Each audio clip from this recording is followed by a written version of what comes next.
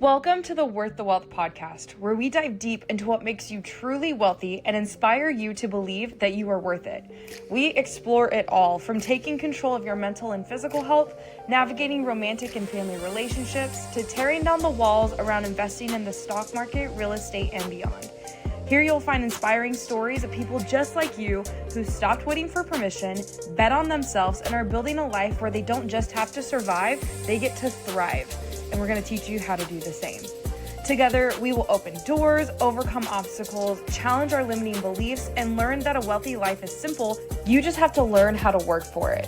The ways of wealth should not be gatekept, and it's time we talk about it. So let's jump in. All right, John. Well, thank you so much for coming on and honestly, taking a jump to come on. Because you just commented on my post and sub too, and we're like, hey, I'll do it. So I really appreciate it. And of course. I just want to start by having you introduce yourself, what you do, who you are, just so everyone knows who we're talking to today. Okay, so my name is Jon Chan. I've been in real estate for 4.5 years. I've done everything from the BRRRR method, long distance, to capital partnering, to wholesaling, to land flipping. Both as a visionary and an integrator, and have finally landed on private lending. Awesome. How long did you say you were doing that for? For how long? So the private lending piece for about 1.5 years, but real estate overall, I guess 4.5 years is probably a safe number.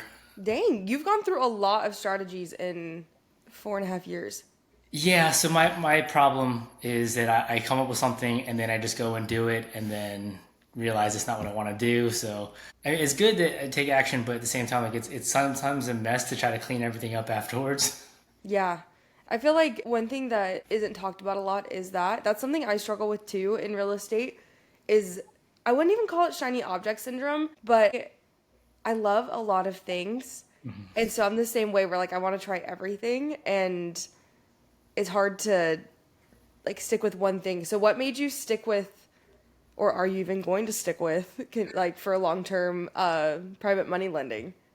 Yeah, so lending is something that I enjoy doing just because, I've been a landlord. I still am a landlord for now while I unload my properties. But there are a lot of things that I like about lending. With my background, I graduated with an accounting degree. I worked in internal accounting. I worked in consulting, and I got my CPA. So to me, numbers are just simple. It's, does the deal make sense? Is the borrower going to make money? And then it's all about just making sure that the numbers are what they are and verifying that. And then it just becomes a matter of, is this number growing or not? And that's why I really enjoy lending. And one of the biggest things, I've really been focused on lending since I think for the past 6 months. And even within lending, there's a lot of shiny object syndrome. Do you want to do gaps? Do you want to do transactional? And now I've finally gotten to the point where I get a lot of opportunities that are either not in a state that I want to lend in, or are in a strategy that I really don't feel like being a part of right now. So it's actually really freeing to just say no. I love that. Will you explain for those who are coming into the podcast and have absolutely no knowledge what private lending is? Can you give the layman's explanation of what it means to be a private money lender? Yeah, absolutely. So to put it in simplest terms possible, I'm a regular person. I have money in the bank, and I want to let someone else borrow it for a fee, essentially. So you act as the bank to someone for their transaction. Is there anything, because you mentioned there's different types of transactions you can lend on. Mm-hmm. How do you decide what you're lending on? I think it really comes down to what you're most comfortable with. So for me, because I've been an operator, I've done the BRRRR method. I've run the numbers to see whether a property is going to make money, if I can pull out all of my cash or not. To me, I understand what it takes to be an operator, all the little things that come in. Not everyone will account for carrying costs, for create a buffer for when things happen. Like a friend of mine, she's doing a flip in Oregon, and she just found out she has an oil tank underneath the house. And so there have to be contingencies built into it. And so understanding when you are evaluating an opportunity, making sure that you understand what goes into it, I think is super important. So for me, because I've already done all that, private lending, which on paper is the riskiest of the different ways to handle it. But if you're running all your numbers properly and you know what you're doing, then, and you have all the securities in place, then it's a really great strategy. And again, because of my experience and my background, to me, I just landed on private lending. But I mean, there's many different ways. I mean, you can be a hard money lender if you wanted to, where you don't have to use any of your own money. A lot of hard money lenders, they don't want to go out and find out lending opportunities. So they'll work with regular people like me who will just go out and network with fix and flippers, burr investors, and just bring them opportunities. The private money lending and hard money lending, I didn't know about it until like 2 years ago. And so I love talking about it because it's something that isn't widely talked about in the normal world, quote unquote. Now it's my normal world. But in like the normal world, it's not really talked about. So I love being able to share this, and I love that you're on here talking about this because it opens up new opportunities for people who would want to get into real estate investing but don't have their own money and couldn't qualify for a bank loan. There is two ways that I want to go with this conversation. So when I think of private money lending, I think of people who are like high income earners who maybe don't qualify to do traditional retirement methods. Like they make too much to do, I can't remember off the top of my head, is it IRA, 401k? There's like a limit on your income that you can make before. So I think of people like that. People who make too much, who have already maxed out IRA contributions, 401k contributions, and still have more that they want to give. Is that kind of basically what you see in private money lending, is people like that? Can you do it with less money, if that makes sense?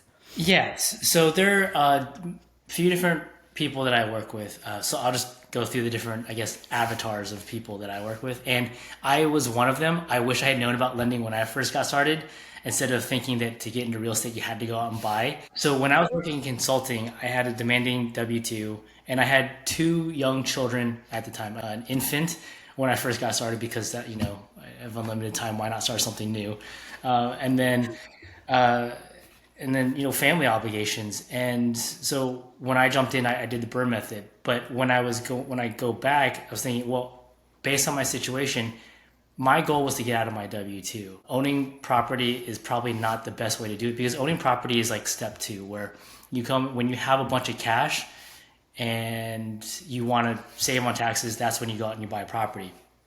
So one of the avatars that I work with, that I wish that I was as well, is someone who just makes a lot of money and wants to just get something better, a better rate of return than a CD can offer, or doesn't like the volatility of the stock market. Not saying the stock market isn't good, but people just like different things. And to me, I just like consistent cash flow. And again, if my goal is to get out of my W-2, I need some sort of active income. And with a demanding life at that time, lending just seemed to make the most sense.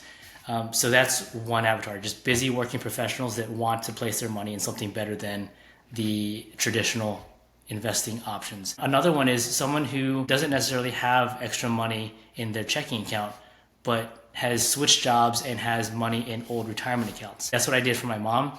I took all of her money from her old retirement accounts, put it into a self-directed retirement account, and then turned her to the bank, put her money to work through private money lending. And then the third one is someone who has access to money but doesn't necessarily want to become a landlord. You can arbitrage money. So you could borrow money at 6, 8, 10% and then lend it out at 12, 15, 18%. Now that is a little bit riskier, because now you're playing with someone else's money. So you have to know what you're doing. But these are like the three, I think, main avatars that I work with in terms of just private lenders.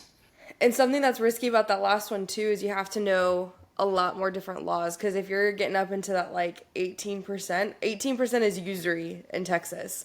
So like if you go above a certain percentage and you get greedy, you could also be breaking a law. So there's a lot to know in the lending space. That is a very good point. I work primarily in Georgia and Virginia, where when you're doing business to business, you're lending to an LLC, there's no usury laws. Really? Yeah. I mean, now if you're going from business to individual, then in Virginia there's a cap at 12%. But yeah, lending is like all things in real estate. Like it's all simple, but it's not easy. There's a lot of things that you have to know, like a lot of intricacies. And one of my biggest mistakes when getting into lending was just doing it nationwide. It's best to just pick one market, know that market really well, build your team, enter like foreclosure attorney, home inspectors, title companies, build your team in that one market. Do it, do it at a smaller scale and do it safely. Like I know super successful people that have been in this for 27 years and have never left one market. Like you don't have to leave a market. That is such a good nugget for those who are either just starting private lending or want to get into it, because that's not something I would even think. I'm just like, oh yeah, money's money. But I mean, even I just said the usury thing, laws are different in different states. But to know that like you still need to have a market, and just a little overview, if this is something new to you who are listening to the podcast, when you're getting into real estate investing, you have to start with like one market, because you have to be able to, like John just said, like learn that market, what that market is doing, be proficient in that, have boots on the ground there, your team. I wouldn't have even thought to like know your market when you're lending. Yeah, and it's one of the things. Again, when first got started, same thing with like doing the burn method. I jumped markets. It makes it a huge headache to try to keep track of everything. But if you just pick one market, you're not limiting yourself. Like there's more than enough deals to go around. Picking one market will make your life so much easier for further down the line. Would you say, one thing I've heard, I want to get into private lending eventually. It's on my like couple year plan, because I'd love to just have my hands in a lot of different stuff in investing. I've heard people say that private money lending is one of the most passive ways to invest in real estate. Would you agree or disagree with that statement? I would agree because, again, being an operator, I'm having to deal with renovations right now to get all of my houses retail ready so I can sell them, right? So it's managing contractors, managing projects. Once this is done, then this happens. Then once this is done, then right? And it's a constant thing. But with private money lending, once you've placed your money, assuming you've done everything properly, you have all your security documents in place, you have communication requirements in place, and you know exactly who it is that you're working with, or you have a strict set of criteria that you follow, then yeah, like right now we've placed, about 1.6 million in loans, and I'm not having to do anything except just make sure that I'm getting the regular updates from all of my lenders, all of my borrowers. And it is, I mean, I remember one time I had dropped my daughter off at her Montessori school, and I was rushing back to my desk because I was so used to just being billed by the hour. And then I'm sitting here like, well, all the money's out right now. What's there left to do? I guess I'll go try to raise capital, right? So it's definitely one of the most passive ways to get into real estate. I love that you say like, well, I guess I'll just go raise capital. Like you don't stop. Because so many people would just be like, well, all my money's out making me money, so I'm going to go hit the golf course, which is not bad. But that's your mindset where it's just like, okay, well, I'm just going to go do more. So when you're doing private lending, are you raising capital for it? Or is it mostly like your own capital? Are you like going out and connecting with people to do like funds? How are you doing it? Yeah, so at first it was just for my mom, and then I saw what she was having to do with the little amount of work that I had to do for her projects and how much money she was making. So then I started doing that with my money, and then I started bringing in childhood friends and family on opportunities as well. And it's just kind of grown. So yes, I do place my own money, but there's only so much you can do when you do it that way. So now I raise capital. I found an operator that I really, really like and trust because of the way that he's set up. So right now I'm just raising money so that until I can get to a point where I can do the same thing and make sure that my lenders are 100% protected. How do you make money from raising capital? So that's a good question. So it's basically that arbitrage. Now our setup is a little bit different than a fund because with a fund, like you're taking other people's money and you're placing it into an account. Right. And there's a lot of rules and regulations around that. And then you're the one making the decision on what deals get where that money goes. I don't like that right now. It's not where I want to be. So right now it's a on a transaction basis. So we make money by essentially managing the loan. And the operator that I'm working with, was placing $10 million of his own money into loans, and that's where he capped out. But now what he's doing is he's working with people like me who are raising capital so that he can do $30 million in loans. And essentially what we do is we just charge a higher rate to the borrower. We take a small spread, and then we pay out our lenders at a little bit of a lower rate. Okay.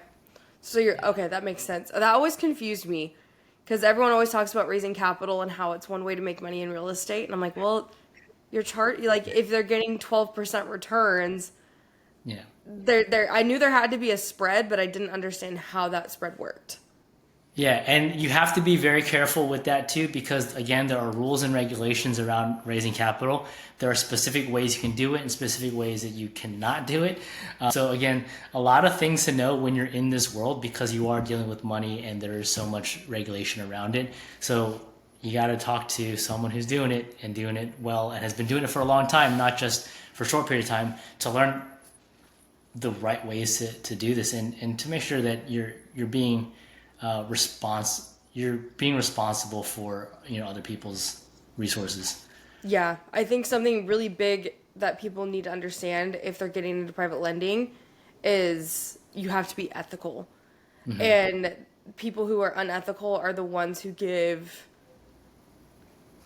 people in real estate, lenders, whatever, like a really bad name, is because people just get greedy. But you answered a question I was going to ask about how you learn these things, because like no one knows when they're getting into things. But I mean, you just said like follow someone, get into someone's corner who knows what they're doing, and there are so many people out there who are willing to help. What do you look for when you're getting a borrower? Like let's say I brought you a deal with like, hey, I need $600K for a down payment on something. What are you looking for from me as the borrower? So it really depends on the type of deal that you have and the type of loan that you're asking for. So if you're looking for purchase price and rehab, then I have to know who you are, what you do, your experience, and then how does your experience align with what is it you're trying to do. One of the questions, I was on a roundtable yesterday, and one of the questions came up was, how do you convince a lender to lend to you if you have no experience? Well, the answer is you don't convince anybody to do anything, right? If you're new and you're a borrower, then I would partner with someone who has extensive experience and a good track record, bring them value by either working for them or whatever, and then get on the HUD and then use that as a way to build your experience. So experience is one of the things. However, if I'm just doing the purchase price, then it really comes down to the asset itself. And I'll use Virginia as an example. If this house is worth $200,000 right now when you buy it, then I'm going to calculate carrying costs if I have to foreclose, which is about 2 months, and then the cost to foreclose, which costs me about $3,000. So I'll take that down, and then I'll do 75% of the value of the property. And then to me, I don't care what you do, who you are, what you've done, or what you haven't done, because then I know that if anything were to happen, then I can just take the property back, sell it off, and then make my lenders whole or make myself whole, depending on who it is that is lending on that property. So deal and borrower, but situation specific. Have you ever had to foreclose on someone? Yeah, so I'm going through that right now. It's not a fun experience, and it's one of the biggest reasons why I'm only picking specific markets to lend in, because when I first started, I didn't really know what I was doing. Luckily for my mom, I personally guaranteed her money, so she's taken care of. But yeah, I have to go through and do the foreclosure. It doesn't look like it's a good situation. However, we do have something called an assignment of rents, so that we can take rents specifically from another property to then eventually make us whole. Gotcha. Yeah, I don't feel like foreclosing would be a fun experience for anybody. It really depends on the state, right? Because some states are more difficult than others. I mean, Ohio has I think a year-long process. Oh my gosh. Yeah, Florida, same thing. But then like Georgia and Virginia are very quick. I think Georgia is like a month. Virginia is 2 months at most. Dang. See, it's super Yeah. different.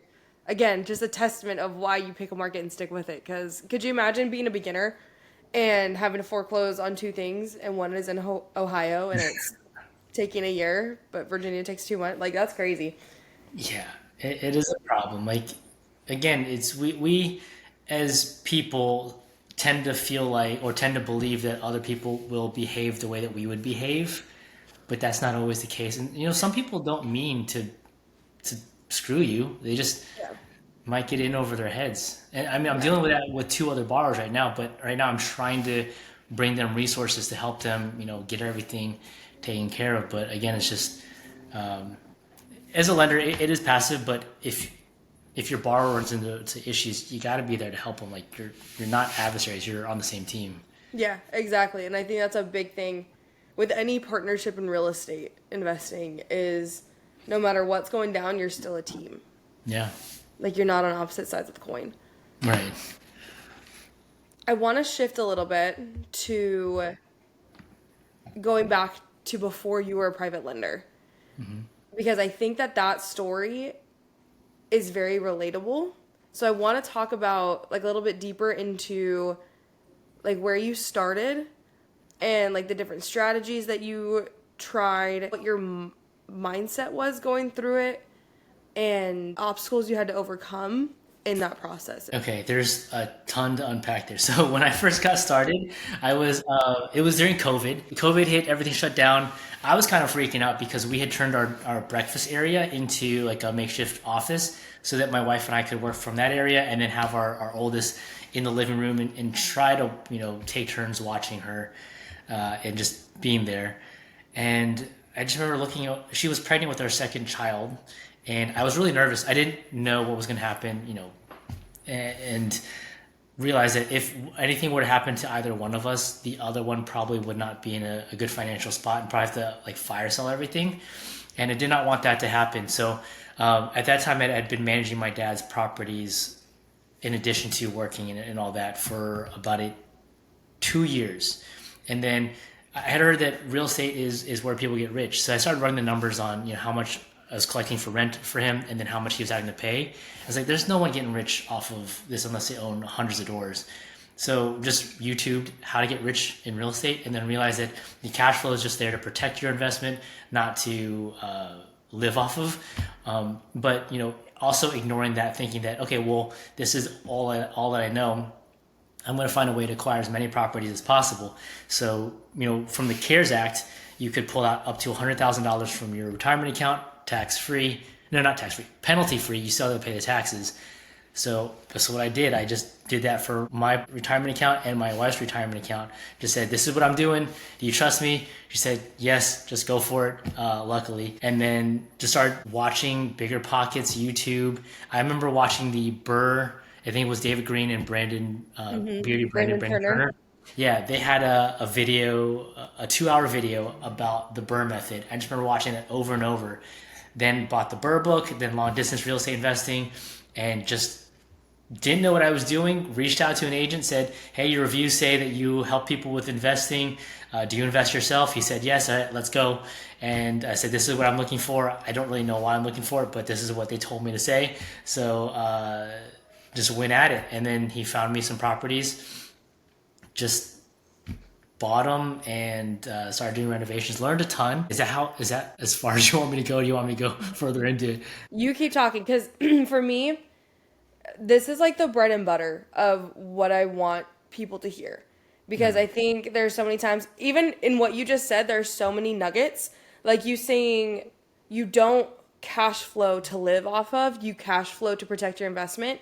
No one teaches that. I have about 5 of like the internet gurus that come to mind that have said that. Brandon Turner is one of them. But that kind of stuff is so essential for people to hear because we've been taught that. That's why I got into real estate investing, was because I heard people from Bigger Pockets say like cash flow is king, like you have to cash flow, then you can quit your job, blah, blah, blah. Like, so these are the things that people need to hear because it's the reality of people like you and me who are doing this that know that it's not about living off your cash flow. Because you're right, it would take like 1,000 doors to. Yeah, exactly. But, so I love it. Just keep going. Okay, yeah. So then I started doing that, and then so bought 3 houses all at once because I don't know. I was really impatient and had seen people. It was one of those things where a really good book, Ego is the Enemy, I believe. I was going based off ego. Like if other people will do it, then I'll do it, but I'll do it at a greater scale and I'll do it faster. So I bought three houses at once and was managing three projects. Then they were all starting to come online. So then I picked up another one and I was running four projects at a time when I should not have been doing that. Um, but the whole and I was having success because it wasn't my fault. Like I wasn't great at it. It's just that I was buying at a time where you could buy anything and it would appreciate 10% by the time you were done. So I felt like I was like the best real estate investor in the world. So did that a bunch and then realized that this is not how I want to keep approaching this. Plus, interest rates spiked. So stopped doing that and looked for a different way. Tried land flipping. I went in as an integrator, but I am obviously not an integrator. So I had to leave that partnership and then became a capital partner for another one where I was just the money. And we bought a bunch of houses, but they were not being managed the way that I wanted them to be managed. So now I'm in the process of unloading those, right? And then around that time is when I saw how my mom was making money in lending, and that's really where I landed it. And one of the biggest things that I've learned, I guess that's mindset is a huge thing. You have to be willing to. Me being an only child, I'm used to being able to just do whatever it is I want, when I want, how I want to do it. But you're not going to have the most success that way. So partnering with people, but then understanding who you are, what it is you want to do, and just what gets you out of bed, I think is super important too. I didn't realize that until May of 24, and that put me on this journey to lending. And another big thing is discounting your past experiences in education. People walk in thinking I have no value to bring, but I completely disagree. I did the same thing. I discounted my accounting background. I discounted my background in consulting, and now it's completely different. I'm using those skills that I've learned and accumulated to now do what it is that I enjoy doing. My goal was cash flow, but I was buying houses that were hybrid, like appreciation and cash flow. I wanted to be able to work from home so that I can see my kids running around whenever it is I wanted to. But then I was also going out and going to these conferences and networking events. Really figuring out what is it you want to do, create a target, and sticking to that, I think is super important. It'll get rid of a lot of the noise and the shiny objects. I love all you're saying there. I think your story is the perfect change. What is the saying where it's like change the path but not the goal? Oh yeah, yeah. You can, I know that's not the same, but I can't remember it off the top of my head. But it's that perfect story of like your goal was always one thing, but you had different avenues to get there. Yeah. And you figured it out, at least for now. And it's fine for things to change. That's something I've struggled with, and I know that others will struggle with too, is like, I feel like I have to stick to one thing always because that's what we're taught. Like, we're taught that, like, you go to school, then you go to college and you pick a major, and that's your major for the rest of your life, and that's your career, that's your job. You have to stick to one thing. But you're 100% right. Like, you can't discount what you've learned, and you can honestly use anything to your advantage. And I have found that even with like being a server, like currently that's my day job, but like the owners of the place I work, they're real estate investors too. And so that was just like serendipitous.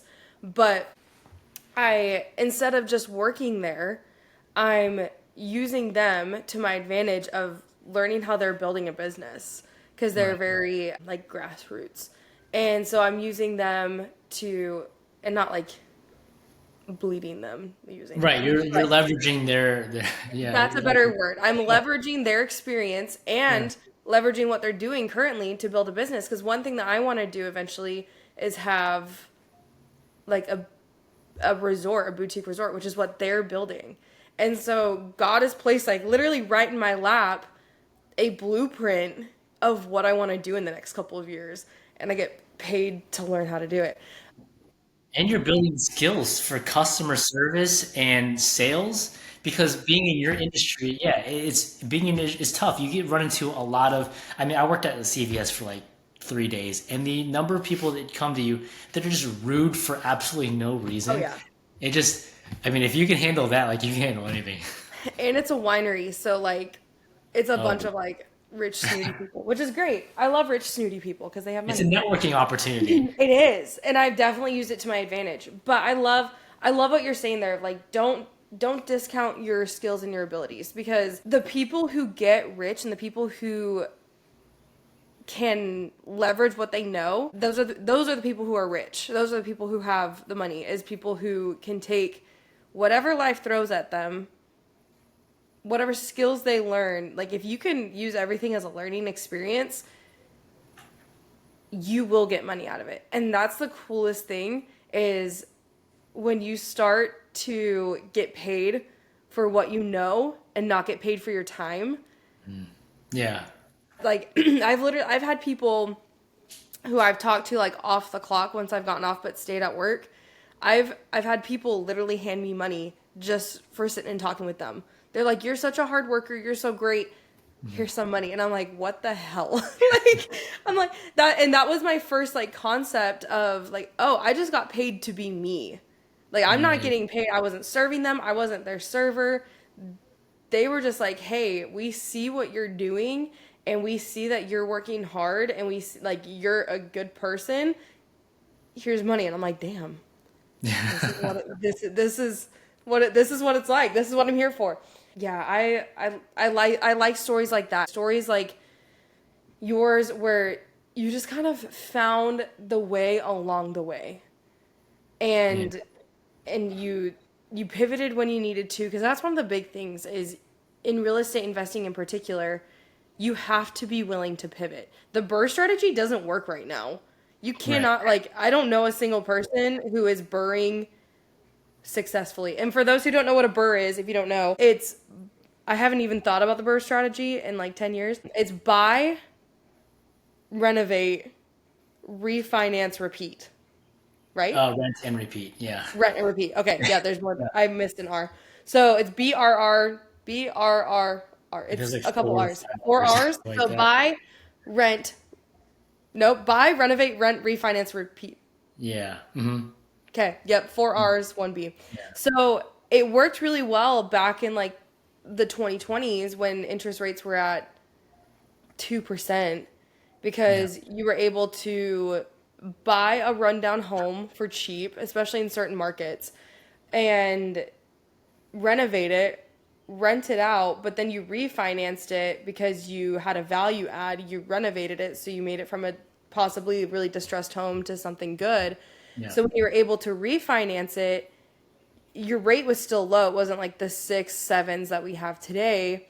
Or you could even take it one step further. Instead of having the 2% interest rate period, you could get a hard money loan or a private lender at like 7%, whatever it was back then, Right. and then refinance it with a bank because it was already in your name. It was a really good way to get newbies started.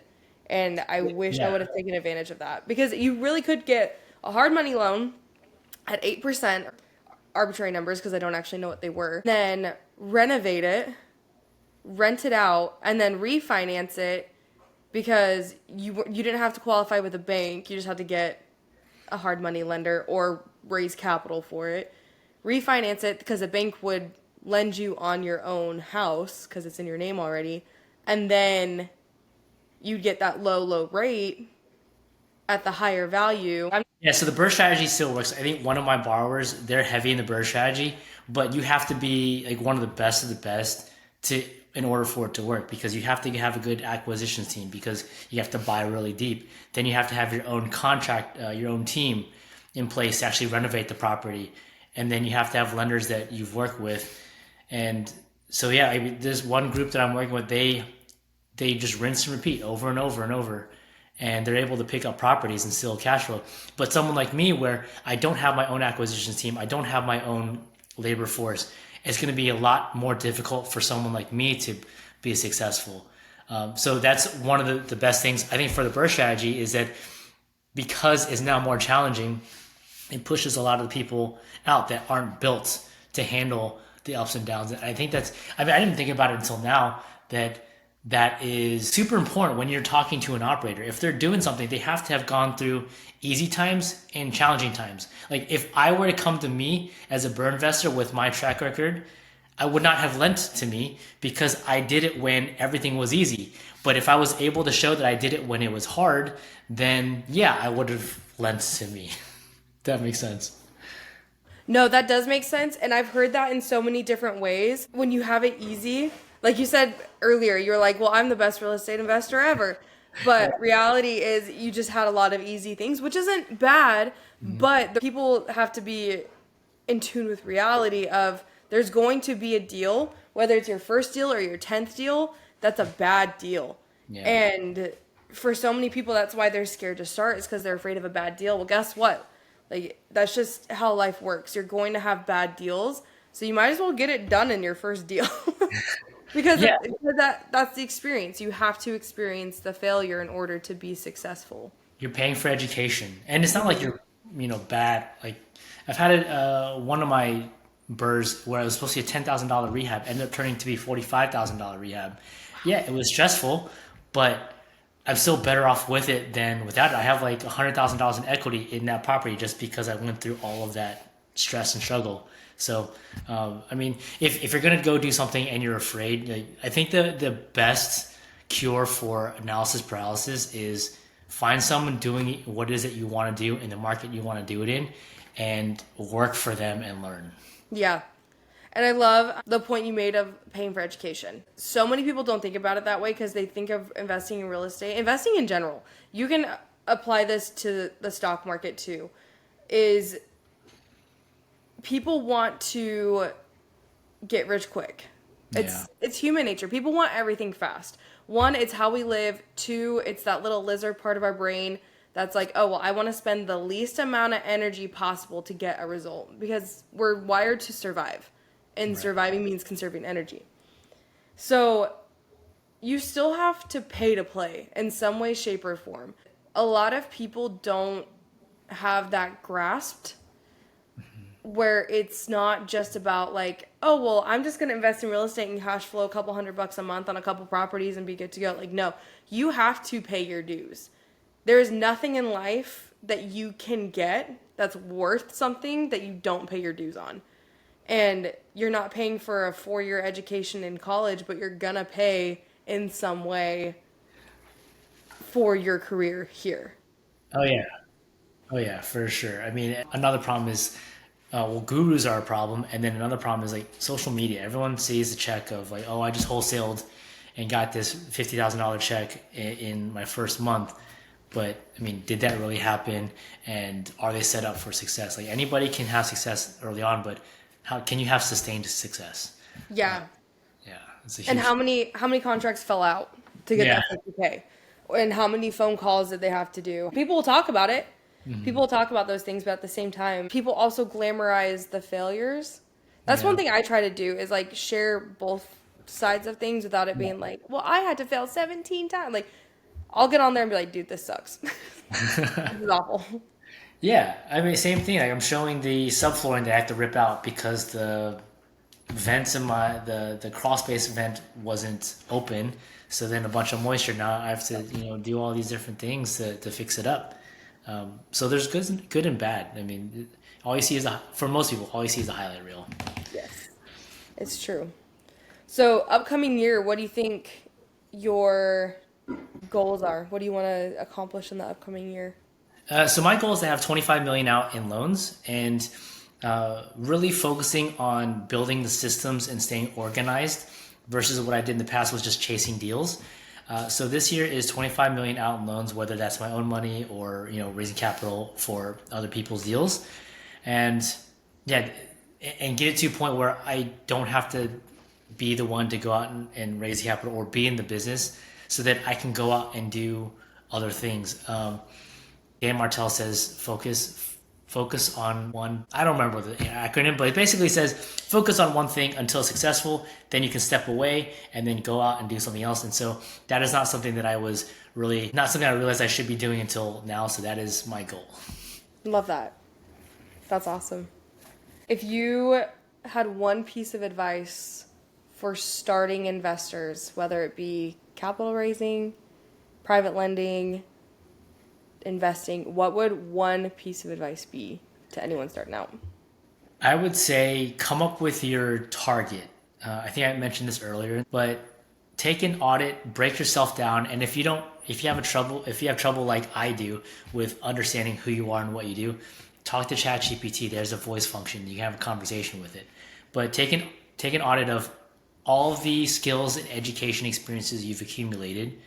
Figure out what your strengths are and what gets you out of bed, and then what your day looks like at work in 5 years, and then work backwards from there. It's going to save you a lot of time, headache, and stress.